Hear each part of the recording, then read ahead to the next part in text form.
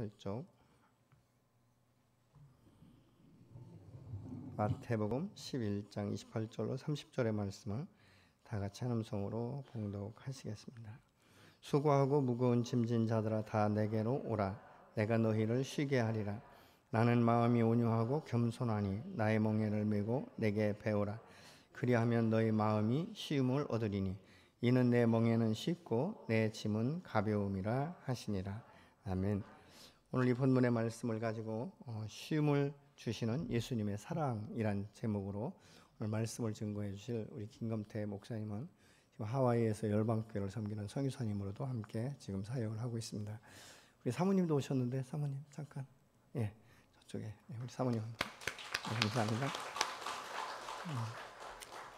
이 시간 우리 김 목사님 나오실 때 여러분 박수로 환영해 주시면 감사하겠습니다.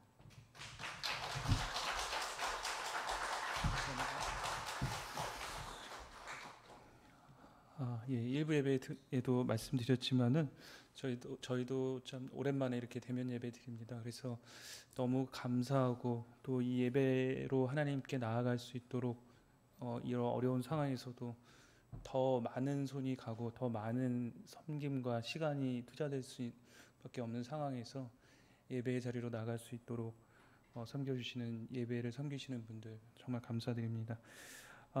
언젠가 이 세월이 지나고 나서는 그때 가장 신앙이 뜨거웠고 더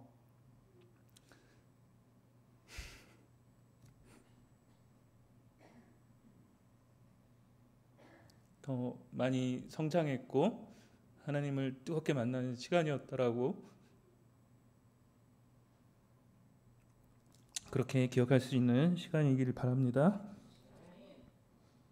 오늘 말씀 나누겠습니다. 오늘 말씀은 예수님께서 그 사역의 중간결산하는 것 같은 그런 시점입니다. 그래서 예수님이 사역을 열심히 하셨죠. 공생애가 시작하시고 나서 이제 우리가 알려진 대로 30세 이후에 이제 사역에 집중하셔서 그분의 공생애에 그분이 하나님이 그분을 보내신 목적을 위해서 온전히 전임으로 이 사역을 하십니다.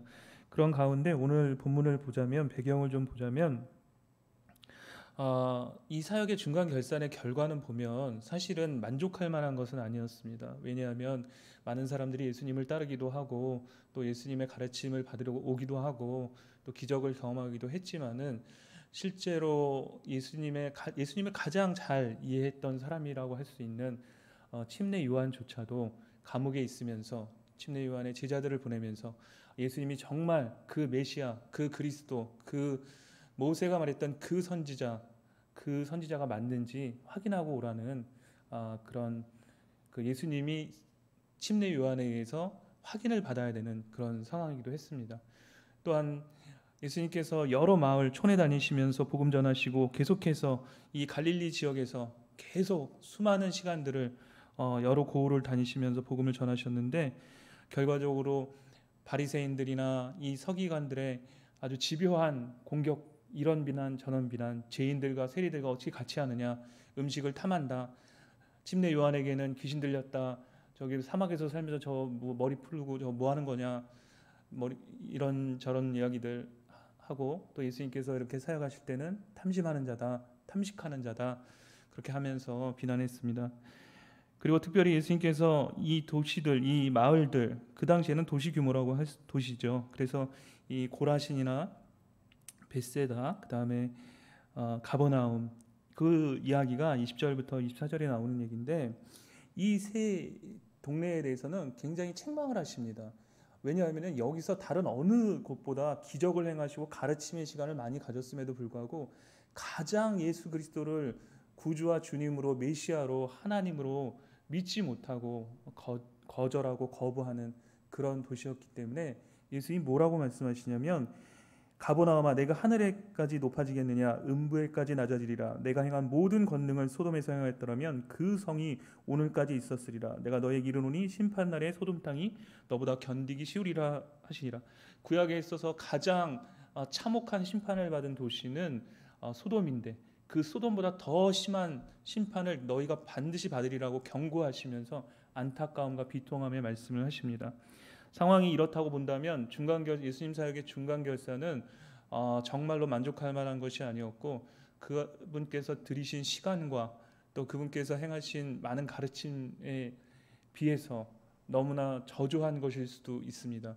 그리고 많은 사람들이 모이는 것에 예수님이 관심 있는 게 아니라 정말로 예수 그리스도를 믿는 믿음 안에서 구원받는 영생의 하나님 나라로 들어오는 자들, 그 구원의 역사를 위해서 예수님께서 그 관점으로 보시는 것이죠. 그러나 예수님께서 그 다른 어조의 말씀을 25절에 하십니다. 예수님은 이러한 상황이지만 이 상황에서 눈을 돌려서 하나님, 아버지 되신 하나님을 바라봅니다. 예수님이 이 상황 속에서 절망하는 것이 아니고 이 상황에서 결정난 것처럼 끝난 것처럼 그렇게 하지 않으시고 이 상황 가운데 하나님 아버지의 마음과 관점으로 하나님이 보시는 상황은 무엇이고 하나님이 어떻게 이것을 움직여 가시는지 하나님의 주권에 대해서 다시 한번 바라보시면서 나아갑니다. 그래서 예수님이 이렇게 말씀하세요. 그때 예수께서 대답하여 이르시되 천지의 주제이신 아버지여 이것을 지혜롭고 슬기로 있는 자들에게는 숨기시고 어린아이들에게는 나타내심을 감사하나이다. 옳소이다. 이렇게 된 것이 아버지의 뜻이니이다. 내 아버지께서 모든 것을 내게 주셨으니 아버지 외에는 아들을 아는 자가 없고 아들과 또 아들의 소원대로 계시를 받는 자 외에는 아버지를 아는 자가 없느니라고 말씀하세요. 예수님 뭐라고 말씀하시는 거냐면 정말 이렇게 돼서 하나님의 지혜가 드러났는데 결과적으로 하나님의 은혜가 예수님이 사역하신 것처럼 가버나움, 고라신, 그들이 배척해도 벳세다, 또 바리새인, 서기관들에게도 그 끊임없는 그 궤병 같은 질문들 다 받아주면서 계속해서 하나님의 말씀과 은혜와 사랑의 복음을 온유와 겸손하신 성품으로 전했고, 그러나 그 가운데 반응한 사람들은 어린아이와 같이 지혜롭고 슬기롭다고 자처하는 사람, 마음이 높아지고 교만해서 그러한 우리가 아는데 요셉의 아들 목수가 아니냐, 도대체 영적인 눈이 띄어지지 않아서 믿음을 갖지 못했던 그들이 아니라 정말 어린아이들 같은 그들에게 하나님은 구원의 역사, 하나님의 주권 가운데 그분을 계시하셨다고 말씀합니다. 근데 더 나아가서 뭐라고 얘기하시냐면 아버지께서 모든 것을 내게 전권을 주셨다는 것이죠. 아버지 외에는 아들을 아는 자가 없고 아들과 또 아들의 소원대로 계시를 받는 자 외에는 아버지를 아는 자가 없다고 말씀하세요. 주님은 흔들리지 않고 아버지께서 무슨 일을 하시는지 아버지의 관점을 분명히 견지하고 계셨습니다. 요한복음 9장 39절에 보면 예수께서 이르시되 내가 심판하러 이 세상에 왔으나 보지 못하는 자들은 보게 하고 보는 자들은 맹인이 되게 하려 함이니 바리새인 중에 예수와 함께 있던 자들이 이 말씀을 듣고 이르되 우리도 맹인인가? 예수께서 이르시되 너희가 맹인 되었더라면 죄가 없으려냐? 본다고 하니 너희 죄가 그대로 있느니라. 맹인이라고 자기가 영적으로 눈이 떠야 된다고 스스로 인정하는 겸손한 자들은 오히려 눈을 뜨는 육체적인 눈뿐만 아니라 영적인 눈이 띄는 역사들을 경험하게 되지만 자기가 눈을 떴다고 소경 아니고 내가 보는데 내가 누구보다 선명하게 보고 있다라고 내가 똑똑히 보고 있는데 너는 목수의 아들 요셉 아니냐, 요셉의 아들 예수 아니냐라고 하는 인간적인 차원에서의 머무는 그 이해를 뛰어넘지 못하는 그들은 맹인이 되었다고 말합니다. 그리고 우리도 맹인이냐라고 그 말에 반문을 하니까 너희들이 맹인이라고 스스로 인정하였다면 오히려 나았겠다. 주님께서 그렇게 말씀하십니다. 요한복음 6장 37절에 아버지께서 내게 주시는 자는 다 내게로 올 것이요 내게 오는 자는 결단코 내쫓지 않으리라고 말씀하세요. 예수님은 이 요한복음의 9절과 마태복음 본문의 말씀을 견주어서 얘기를 하자면 예수님 이 말씀을 하시는 겁니다. 하나님의 주권의 역사 속에서 하나님의 구원의 비밀과 믿음은 겸손한 어린아이 같은 자에게 드러날 것이고 그리고 교만한 자에게는 감춰지는 상태가 된다고 말씀합니다. 우리가 전도하면서 낙심하지 않을 것은 하나님의 주권에 대한 확신을 가져야 되는 것입니다. 우리는 하나님의 주권에 그것을 모릅니다. 어쩌면 우리가 오랜 시간 동안 기도했던 가족들이 있고 오랜 시간 기도했던 친구들이 있을지 모릅니다. 이 코로나의 시대에 오히려 교회가 더 비난을 받는 것 같고 교회가 비난을 이렇게 받을 필요가 뭐가 있겠습니까? 한 교회의 문제일 수도 있고 뭐 그런 문제인데 사실 통계적으로 보면요. 카톨릭, 불교, 기독교, 개신교 3대 종교 중에서 가장 사회 사업을 정말 그 비교가 안 될 정도로 하는 곳이 기독교입니다. 65%의 사회복지 시설이 기독교고요. 역사 안에서 이 한민족의 역사 안에서 같이 고난을 당하면서 했던 교회고요. 그러나 우리는 이때 흔들리지 않고 견지하면서 나가야 될 확신은 뭐냐면 하나님의 주권을 신뢰하는 것입니다. 하나님은 어린아이 같은 자들에게 구원의 비밀을 믿게 하시고 드러내시고 역사하실 것입니다. 그들은 그들의 그 지혜와 슬기가 얼마나 어리석은 거였는지 어쩌면은 영원히 눈뜨지 못한 상태로 생을 마감할지도 모르겠습니다. 주님께서 그러하기 때문에 그 전권을 가지고 말씀하시는 것입니다. 오늘 본문의 말씀입니다. 수고하고 무거운 짐진 자들아 다 내게 오라 내가 너희를 쉬게 하리라고 말씀하는 것입니다. 주님의 간절한 초청의 말씀입니다. 주님이 오라고 말씀하세요. 예수님 너무나 확신이 있었기 때문에 예수 그리스도 아니에게는 요한복음 14장 6절과 7절에 말씀하시고 있습니다. 나는 곧 길이요 진리요 생명이니 나로 말미암고는 아버지께로 갈 자가 없다고 말씀하세요. 그래서 아버지께서 그렇게 말씀하시면서 하나님께로 가라고 하지 않고요. 교회로 가라고 하지 않고요. 모세에게 가라고 하지 않고요. 내게 오라고 직접 말씀하십니다.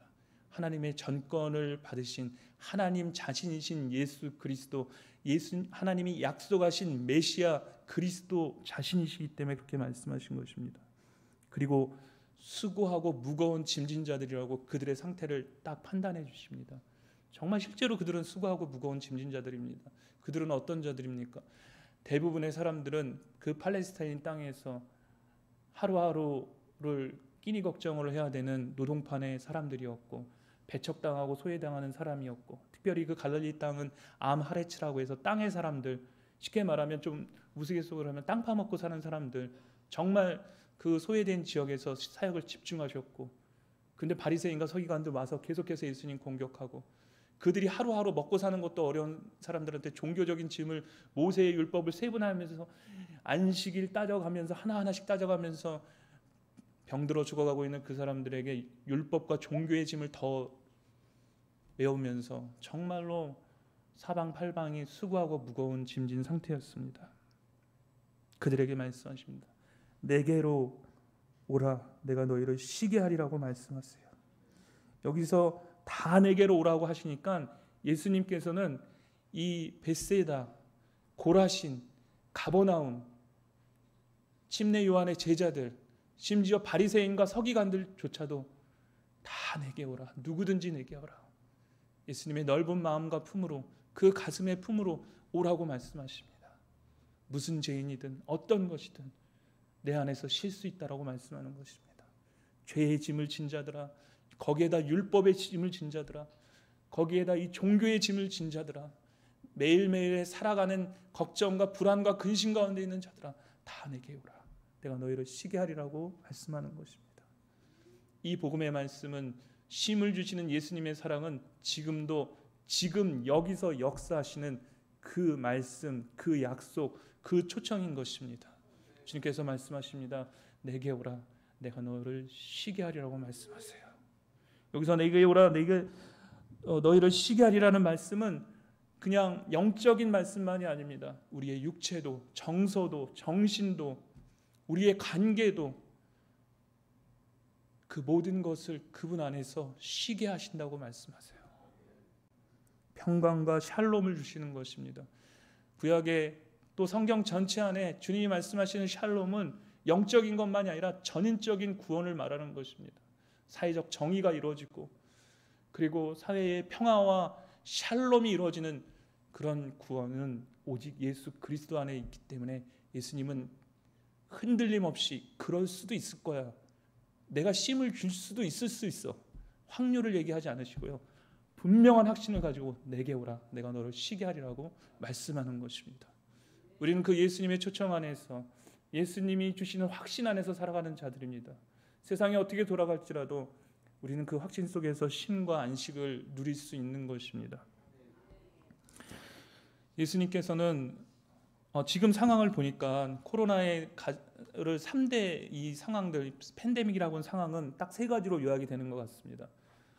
여러 가지 구체적인 상황들, 자영업 하시는 분들, 소상공인들, 학생들 학교 갔다 안 갔다, 마스크 꼈다 안 꼈다 난리, 선생님들 온라인 수업 준비하느라 뭐 버스 대중교통에서 마스크 때문에 싸우고 막 인격 너무나 고통스러운 시간들을 보내고 있습니다. 방역의 문제라는 큰 그런 두려움과 불안이 있습니다. 또 그리고 경제적으로 어려워지는 이 경제 상황들이 있습니다. 또 그 상황에서 이 불안감과 우울감과 그 정신적인 피폐함과 그런 것들은 아주 계속 갈수록 이 수치가 높아지는 것 같습니다. 너무너무 예민해지고 있는 것 같습니다.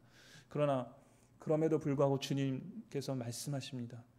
내게 오라고 말씀하세요. 내가 너의 일을 쉬게 하리라고 말씀하세요. 쉼을 주겠다고 말씀하십니다. 그분 안에서는 그분의 구원은 우리의 전 삶을 통치하시고 다스리시면서 사랑으로 우리를 그분의 품 안에서 참된 안식과 평안을 누리도록 부르시는 것입니다. 주님께서 너희를 쉬게 하리라고 말씀하시면서 그 쉼을 얻는 이유는 그분의 마음이 온유하고 겸손하고 나의 멍에를 메고 내게 배우라고 말씀하세요. 그러면 너의 마음의 쉼을 얻으려는데 29절에 너희 마음의 쉼을 얻는다는 이 마음의 쉼은 마음은 사실 언어로는 푸시케라고 합니다. 그것은 영혼입니다. 점자에 쉰다는 말하고는 좀 더 본질적인 얘기를 하는 것 같은 뉘앙스입니다. 그건 뭐냐면 정말 영원한 흔들리지 않는 영원성과 우리의 육체라는 것은 한계가 있습니다. 환경이라는 것도 바뀝니다. 그러나 그 어떤 것도 바뀌지 않는 우리 영혼의 구원의 안식, 흔들리지 않는 마음의 쉼을 얻겠다고 말씀하세요. 성경의 중요한 명령 중에 하나가 예수님께서 하나님께서 창세기 2장에서 6일 동안 창조를 하시고 사람들 다 살게끔 만들었잖아요. 완벽한 환경을 만들어 놓으시고 정말 하나님의 샬롬이 완전히 임한 그 에덴 땅 가운데 만드시고 사람을 만들어 놓으시고 쉬셨잖아요. 하나님께서는 6일 동안 일하신 거지만 인간 편에서 보면 안식하는 것, 쉼이 제일 첫 번째 하는 일 중에 하나였던 것이었습니다. 그래서 우리는 예수님의 초청 안에서 그분 안에 들어가서 그분의 쉼을 누리도록 초청을 받은 것입니다. 예수님이 모든 것을 만들어 놓으시고 너희들에게 나는 종교적인 짐을 지우려고 온 종교교사가 아니고 랍비가 아니고 나는 너희를 쉬게 하는 안식일의 주인이라고 말씀하세요. 12장에 가면은 미리삭을 잘라먹는 제자들의 이야기가 나오고 또 손마른 자를 고치는 얘기가 나올 때 예수님이 내가 안식일의 주인이라고, 내가 곧 안식일을 거룩하고 복되게 한 하나님 그분 자신과 동등한 하나님의 아들 예수 그리스도라고 말씀하십니다. 여러분, 이 코로나 때에 방역도 문제인데 경제 때문에 우리가 고민을 많이 하게 되는 것 같습니다. 현실적으로 이 상황을 우리는 지혜롭게 대처해야 되는 것도 맞습니다. 그러나 여러분, 안식일의 그 명령의 출애굽기의 명령의 하나는 뭐냐면 일을 하지 말라는 겁니다. 근데 그 명령의 이유는 무엇이냐면 우리가 하는 일을 따라서 생산성을 따라서 효율성을 따라서 우리가 일한 만큼 먹고 산다는 의미가 아니고 너희 손으로, 신명기에 말씀드린 너희 손으로 하는 일에 복을 주시는 하나님으로 말미암아 우리가 먹고 사는 겁니다. 예수님은 이렇게 말씀하시는 무엇을 먹을까 무엇을 입을까 걱정하지 말고 염려하지 마라. 너희가 일 많이 해야지 먹을 게 있는 게 아니고 걱정하지 마. 내가 너의 하나님이야라고 말씀하는 것입니다. 경제적인 염려가 어느 때보다 피부로 와닿는 때입니다. 그러나 그럼에도 불구하고 우리 마음은, 우리의 영혼의 쉼은 흔들리지 않는 것이고 예수 그리스도 안에서 우리는 그분의 공급하심과 목자 되신 그분의 보살핌을 이 시기에도 어느 때보다 누리고 살 것입니다. 그렇기 때문에 주님께서 내가 너희를 쉬게 하리라고 말씀하셨습니다. 우리는 그분에게 어느 때보다 매달릴 것이고 우리는 그분을 어느 때보다 신뢰할 것이고 이 상황과 환경을 넘어서서 쉼을 주시고 오라고 먼저 초청해 주시는 그분 앞에 반응하면서 그분 안에서 쉼과 안식을 누리며 나아갈 것입니다. 그렇지 않습니까? 우리가 일해서 열매를 맺는 게 아닙니다. 포도나무 비유에서 예수님께서 말씀하신 것입니다. 나는 포도나무에 너희는 가지니 아버지는 농부라 열매를 맺게 하시는 아버지라고 말씀하세요. 너희는 가지고 내 안에 거하라고 말씀합니다. 초청하시면서 쉬라고 말씀합니다. 쉰다는 게 뭡니까? 예수님과의 친밀한 교제 안에 들어가는 것입니다. 구체적으로도 말씀하셨어요. 멍에를 매라고 말씀하셨습니다. 어떤 멍에입니까? 예수님과 동행하는 멍에입니다. 그때 당시 농경사회, 농사를 짓는 사람들은 이렇게 결의를 하니까 이렇게 삼자 옆으로 누우는 것처럼 어미소와 새끼소 같이 가면서 짐은 어미소가 다 지고 새끼소는 동행하는 기쁨, 길을 익혀가는 그런 익숙해지는 시간을 보내는 것입니다. 그렇기 때문에 주님께서 나의 멍에를 매라는 것은 사랑의 멍에, 친밀한 교제, 예수님과 동행하는 그 멍에 속에서 나와 함께 걸어가자. 내가 너를 돌본다. 내가 어미다. 내가 아비다. 넌 나의 자녀다. 그러한 부르시는 것입니다. 또 배우라는 말은 무엇이냐면은 그것은 익숙해지다, 연습한다는 것입니다. 여러분 우리가 이렇게 배우면 종교적인 짐을 안 지운다면서 예수님은 사실은 더 극도의 헌신을 말씀하시거든요. 누구든지 나를 따르는 자는 자기의 가족을 미워해야 되고 이런 얘기 하시거든요. 근데 이게 나한테 너무 무리한 헌신을 요구하지 마세요 하나님. 예수님 부담스럽습니다. 뭐 이럴 수 있잖아요. 근데 그게 아니라 이런 말씀이 있지 않습니까? 날개는 새에게 짐이 아니라는 것처럼 하나님 우리에게 날개를 달아주시는 것이에요. 그리고 그 자유함과 사랑 안에서 그 사랑 안에서 그분과 동행하는 법을 배우고 연습하라는 것입니다. 여러분 우리가 골프 칠 때, 골프나 뭐 운동할 때 우리가 물론 프로 선수라면은 막 컴피티션을 하면서 막 스트레스를 많이 받겠지만 재밌으려고 즐기려고 운동하려고 하는 골프나 운동을 막 스트레스를 받아가면서 하면은 아니지 않습니까? 마찬가지로 비유인데 우리가 예수님과 동행하는 삶이라는 것은 배우라는 것은 뭔가 종교적인 것들을 막 습하고 교회의 여러 가지 그런 것들을 시스템을 배우고 하는 것이 아니라 예수님 자신과 친밀한 교제를 나누는 것을 배우고 연습하는 것을 말하는 것입니다. 그래서 이것은 사실 프랙티스, 연습하다는 뜻에 가까운 뜻입니다. 계속 연습해서 익숙해지는 것이에요. 예수님과 동행하고 예수님과 시간을 보내고 예수님과 성경을 읽어도 이제 기도를 해도 예수님과 함께 기도하고 예수님과 성경을 읽고 예수님과 함께 동행하고 예수님과 함께 전도하고 예수님의 능력이 흘러나가고 나를 통해서 예수님만 주실 수 있는 이 불안과 공포와 두려움과 긴장의 시대에 나를 통해서 예수님의 쉼이 안식이 흘러가기 시작하는 그것을 연습하자라고 말씀하는 것입니다. 그럼 너희가 쉼을 얻는다고 그리고 내 멍에는 쉽고 내 짐은 가벼움이라는 것이 그렇기 때문에 경쾌하게 기쁘게 즐겁게 이 사랑의 멍에를 예수님과 친밀하게 메고 갈 수 있는 것이고 그 멍에의 본질이 뭐냐면 쉼이라는 것입니다. 예수님 안에서 쉬는 것입니다. 저희 단체 저는 YM이라는 단체에서 사역하고 있습니다. 모든 훈련 학교라든가 열방 선교를 하는 단체이기 때문에 그런 학교들이 다 문을 닫고 또 한국 교회뿐만 아니라 세계 교회가 다 동일하게 겪고 있지만 하나님께서 이 시기에 무슨 일을 하기 원하시는 것이고 하나님이 안식에 대한 말씀을 주셨습니다. 그래서 우리 전체 그 국제 리더들과 지도자들이 그런 메시지들 저희 YM의 국제 대표 지금 대표는 따로 계시지만 고문격이시죠. 창립자이신 로렌이나 달린 이런 분들이 계신데 그분들이 그런 메시지를 영적으로 주면서 안식에 대한 것들, 주님 안에서 쉼에 대한 것들 이런 것들을 많이 얘기합니다. 그러나 이 쉼의 시간은요 비생산적이고 생산의 논리로 말할 수 있는 것이 아니라 하나님 안에서 예수님 안의 그 친밀함 속에서 활기차게 이 쉼을 얻으리라의 이 원문이 그냥 레스트하면서 영어로 레스트가 아니고요. 이거는 사실은 그 액티베이트하는 그런 아주 그 활발하고 활기차게 하는 그래서 생기를 막 돋돋아주는 그런 것을 말하는 단어입니다. 그렇기 때문에 예수님 안에서 우리는 이 시간에 어느 때보다 우리가 방역과 이 육체를 가지고 있기 때문에 이런 부분에 있어서 움츠려드는 면과 긴장하는 면과 조심해야 될 면이 있겠죠. 우리 영은 어느 때보다 예수님 안에서 쉰다는 것은 어느 때보다 활성화되고 어느 때보다 건강하고 어느 때보다 강력하고 그때 초대교회에 연병이라고 말했잖아요. 전염병이라고 예수 그리스도인들을 어느 때보다 전파적이고 코로나보다 더 전파적이고 이 코로나에도 전도가 됩니까? 전도됩니다. 제가 허락 받고 바로 세종에서 이쪽으로 왔는데 태국 선교사가 나와가지고 못 들어갑니다. 못 들어가니까 뭐 하고 있냐면은 이제 애기 이제 막 한 돌 막 지난 애기 키우면서 바로 옆집에 있는 그 사람들이랑 그 고만한 아이들 친해졌어요.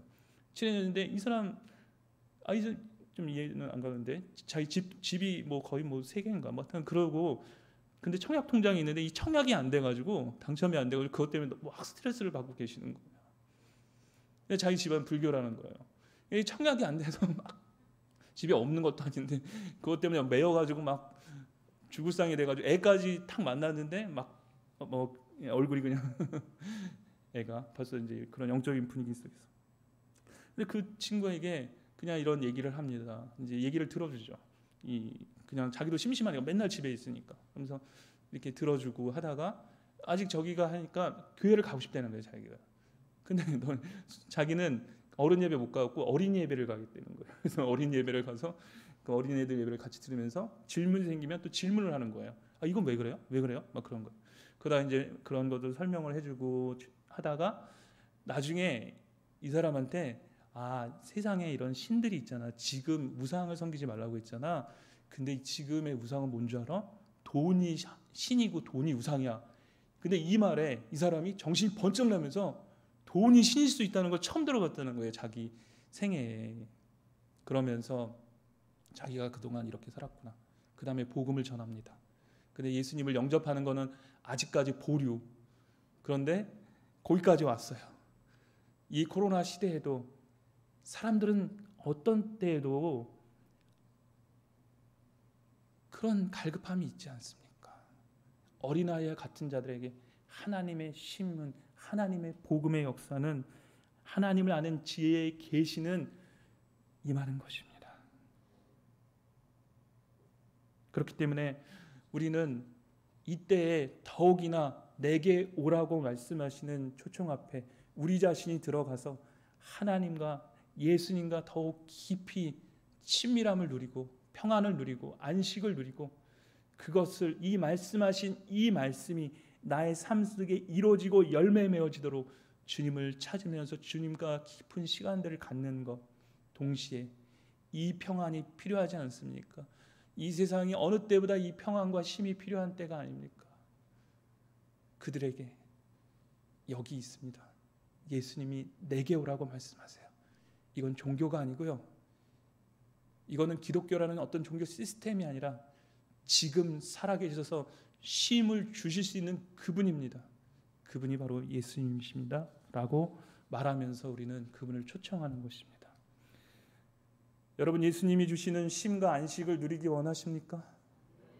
정말 평생 원하는 것입니다. 다윗이 이렇게 그 시편, 우리가 잘 아는 시편 23편이 이렇게 말하고 있습니다. 여호와는 나의 목자시니 내게 부족함이 없으리로다. 그가 나를 푸른 풀밭에 누이시며 쉴만한 물가로 나를 인도하신다고 말씀하세요. 그런데 사실 이 말씀을 읽을 때는 이 목자가 이 양들을 푸른 초장인들을 찾아가는 걸로 생각했는데 그게 아니라 이 맥스 루카도라는 기독교 작가가 이렇게 말합니다. 푸른 초장은 이스라엘 어디쯤 존재하는 자연적인 지형을 말하는 게 아니다. 다윗이 양을 치던 베들레헴 인근은 풀도 많지 않고 푸르지도 않습니다. 지금까지도 그곳은 헐벗고 삭막한 풍경 그대로입니다. 유대 땅에 푸른 초장이 있다면 그것은 어느 목자가 땀을 흘려 조성해 놓은 것입니다. 목자는 험한 땅을 편편하게 고르고 돌뿌리를 뽑아내 버립니다. 구루터기를 잘라버리고 덤불을 불태웁니다. 물기를 내고 목초를 기릅니다. 이게 목자의 일입니다. 그러므로 그가 나를 푸른 풀밭에 누이시며라는 다윗의 말은 목자가 모든 준비를 완벽하게 끝낸 풀밭에 나를 눕게 하시며라는 뜻입니다. 목자 되신 예수님께서 못자국이 선명한 두 손으로 우리 영혼을 위해 푸른 초장을 준비해 두셨습니다. 저주에 가시던 뿔을 잘라내고 죄의 바윗돌을 굴려내셨습니다. 그리고 그 자리에 은혜의 씨를 뿌리고 사랑의 샘을 파셨습니다. 이제 주님은 우리더러 거기 와서 쉬라고 부르십니다. 온갖 고생을 해가며 마련해온 부드러운 풀밭에 자기 양떼들을 누워 쉬는 모습을 바라볼 때 목자는 얼마나 가슴 뿌듯해하는지 상상하실 수 있겠습니까? 그렇지 않습니까? 목자 되신 그분이 나는 선한 목자라, 나는 양들의 이름을 부른다고 하면서 나는 양들 위해 목숨을 버린다고 말씀하시면서 다윗의 생애만큼 험한 인생이 어디 있었겠습니까? 자식들이 죽이려고 덤비고 자식들이 자기네들끼리 싸워서 살인나고 자기가 충성했던 왕은 자기를 죽이려고 정말 전 군대를 동원해서 자기를 쫓아다니고 평생의 전쟁에서 피 흘리면서 살았고 정죄감과 부끄러움과 수치가 날 때부터. 그런데 그의 생애에는 그렇게 고백하지 않습니까? 선한 목자이신 여호와 하나님, 여호와께서 나의 목자이시니 내가 그렇게 양들을 위해서 그 목초를 만든 것처럼 나를 위해서 목초를 만드시고 희생하셔서 행하시는 여호와 하나님 예수 그리스도, 그분 때문에 그 안에서 나는 쉼을 얻으리라. 평생에 여호와의 인자하심이 선하심이 넘치리라 말씀하는 거 아닙니까? 하나님 자지도 않으시고 조지지도 않으시고 우리가 경성하여 수고한다고 성을 지킬 수 있겠습니까? 여호와께서 이 불안의 시대에도 평안하게 잠잘 수 있도록 우리에게 잠을 주시고 사랑하시고 잠자는 곁에서도 지키시면서 우리를 이 상황 속에서 이끌어내실 것입니다. 우리가 믿고 우리가 따르고 우리가 헌신하고 우리가 신뢰하는 분이 그분 예수님이십니다. 예수님 자랑하면서 여기 쉼이 있습니다. 여기 쉼이 있습니다. 맛보실래요? 예수님 주실 수 있습니다. 살아계신 분입니다. 우린 죽은 성자를 섬기는 그런 사람들이 아닙니다.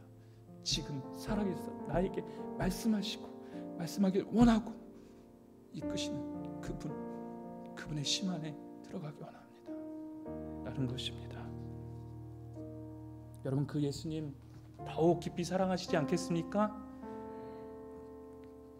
저희 모두 그러기 원합니다. 기도하겠습니다. 주님 감사합니다. 저희들 뭐라고 환경이 어떻게 변하고 어떠할지라도 끝까지 사랑해 주시고 나의 양이라 내 이름 아시고 온몸 버려서 저희들 돌봐주시고 내게 오라 내가 너희를 쉬게 하겠다고 위로해 주시고 말씀해 주셔서 감사합니다.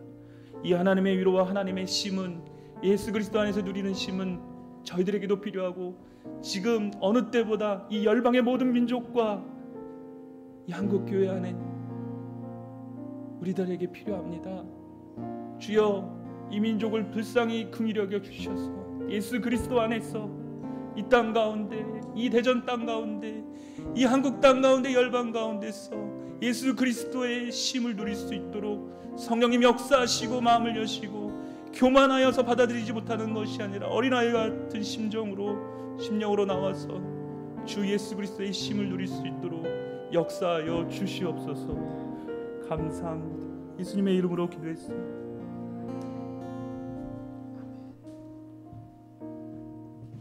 감사합니다. 이 시간 다 함께 일어서서 찬송 부르신 후에 기도로 마치겠습니다. 내 모든 시험 무거운 짐을 주 예수 앞에 아뢰이며 내 근심에 쌓인 날 돌아보사 내 근심 모두 맡으시네. 무거운 짐을 견디다 못해 쓰러질 때 불쌍히 여겨 구원해 주리 은혜의 주님 오직 예수. 내 모든 괴로움 닥치는 환난 주 예수 앞에 주께서 친히 날 구해주사 넓으신 사랑 베푸시네. 무거운 짐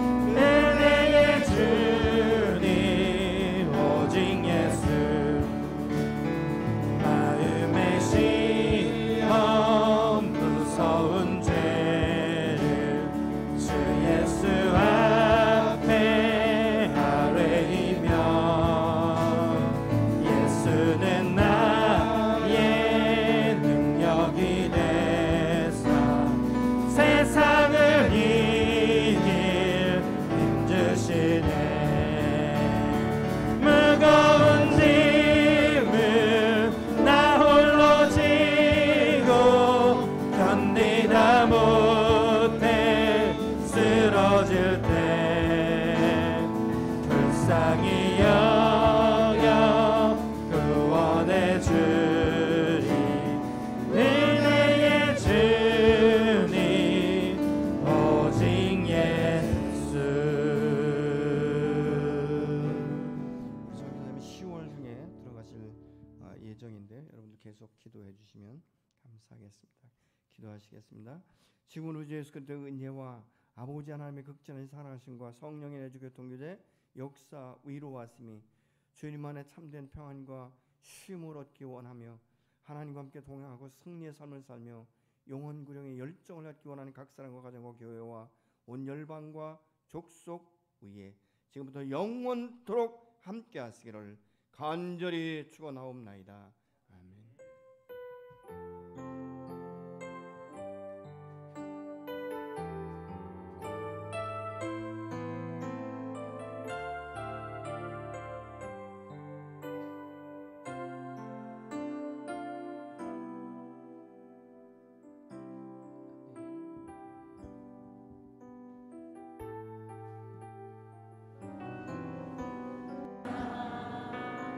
주님 나를 지켜주시네